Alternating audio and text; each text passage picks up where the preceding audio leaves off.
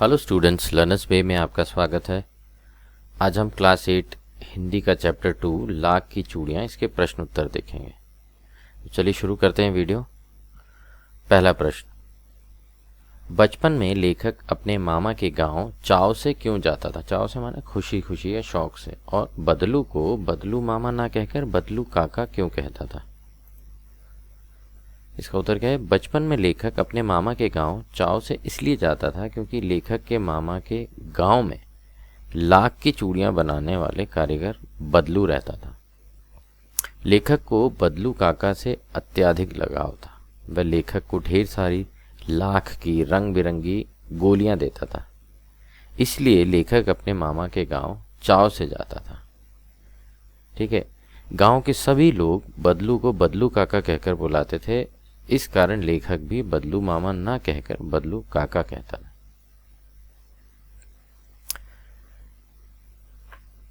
Next question, वस्तु विनिमय क्या है? विनिमय की प्रचलित पद्धति क्या है? विनिमय माने जो एक्सचेंज होता है, तो वस्तु एक्सचेंज माने किसी आर्टिकल या किसी चीज का एक्सचेंज कैसे करते हैं। तो इसका आंसर क्या है?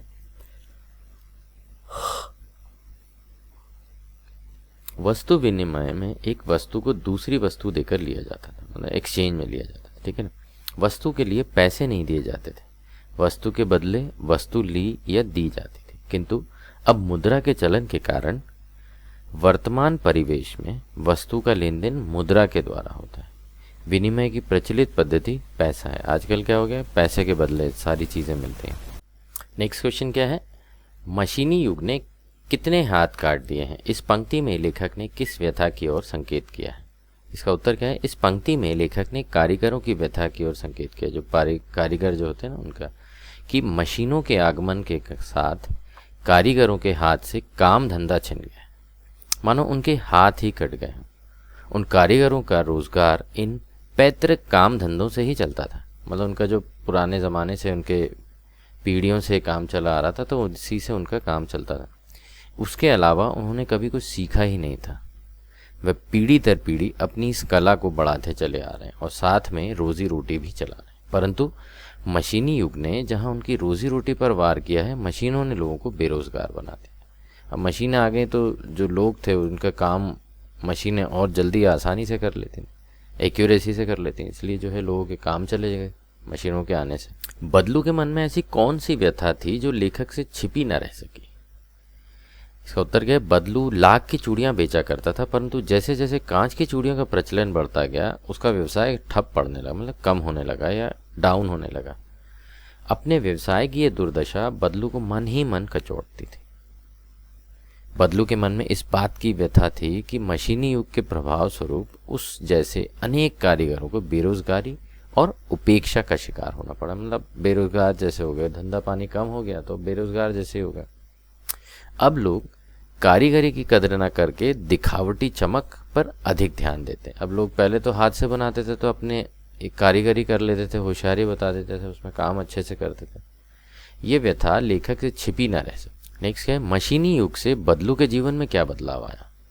इसका उत्तर क्या है? मशीनी युग से बदलू के जीवन में ये बदलाव आया कि बदलू का व्यवसाय बंद हो गया, वह बेरोजगार हो गया और काम न करने से उसका शरीर भी ढल गया और उसके हाथों माथे पर नसें उभर आई और अब वह बीमार रहने लगा। ठीक है ना। नेक्स्ट क्या है?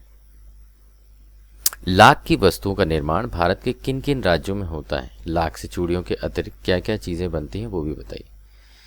लाख की चूड़ियों का निर्माण सर्वाधिक उत्तर प्रदेश में होता है। लाख से चूड़ियां, मूर्तियां, गोलियां तथा सजावट की वस्तुओं का निर्माण होता है। अगला क्वेश्चन क्या है? बदलू को किसी बात से चिढ़ थी तो कांच की चूड़ियों से, और बदलू स्वयं कहता है जो सुंदरता कांच की चूड़ियों में होती है लाख में कहाँ संभव है। ये पंक्तियां बदलू की दो प्रकार की मनोदशाओं को सामने लाती है। दूसरी पंक्ति में उसके मन की पीड़ा है, उसमें व्यंग भी है। हारे हुए मन से या दुखी मन से अथवा व्यंग में बोले गए वाक्यों के अर्थ सामान्य नहीं होते। कुछ व्यंग्य वाक्यों को ध्यानपूर्वक समझकर एकत्र कीजिए और उनके भीतरी अर्थ की व्याख्या करके लिखिए। जैसे व्यंग्य वाक्य क्या हो गया? अब पहले जैसी औलाद कहाँ, तब इसकी व्याख्या क्या होगी? आजकल किसी भी बुजुर्ग के मुंह से आप आमतौर पर ये सुनने को मिल जाता है जिसमें उनके हृदय में छिपा हुआ दुख और व्यंग देखने को मिलता है। उनका मानना है कि आजकल की संतानें बुजुर्गों को अधिक सम्मान नहीं देती। तो इसमें व्यंग है ना, आजकल पहले जैसी औलादें या बच्चे कहाँ हैं। नेक्स्ट है, बदलू कहानी की दृष्टि से पात्र है और भाषा की बात की दृष्टि से संज्ञा है। ठीक है ना। किसी भी व्यक्ति, स्थान, वस्तु, विचार अथवा भाव को संज्ञा कहते हैं। संज्ञा को 3 भेदों में बांटा गया है: व्यक्तिवाचक संज्ञा, जातिवाचक संज्ञा, भाववाचक संज्ञा। तब इसमें क्या है कि जैसे इसमें व्यक्तिवाचक संज्ञा में क्या है? लला, रज्जु, आम, कांच, गाय, ये सब व्यक्तिवाचक हैं। ठीक है ना। जातिवाचक क्या हो गया? चरित्र, स्वभाव, वजन, आकार आदि। भाववाचक क्या है? सुंदरता, नाजुक, प्रसन्नता इत्यादि।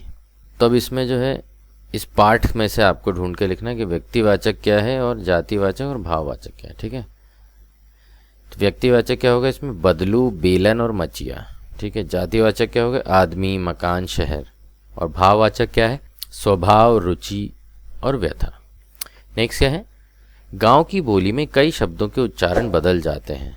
कहानी में बदलू माने वक्त या समय को बखत, उम्र को आयु को उम्र कहता है, उम्र को उम्र कहता है। इस तरह के अन्य शब्दों को खोजिए जिनके रूप में परिवर्तन हुआ हो मगर अर्थ में नहीं।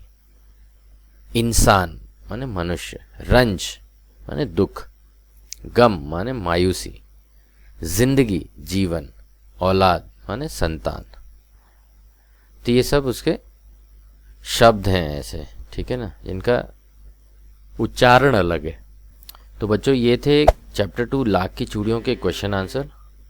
ठीक है, उम्मीद है आपको समझ में आ गए होंगे।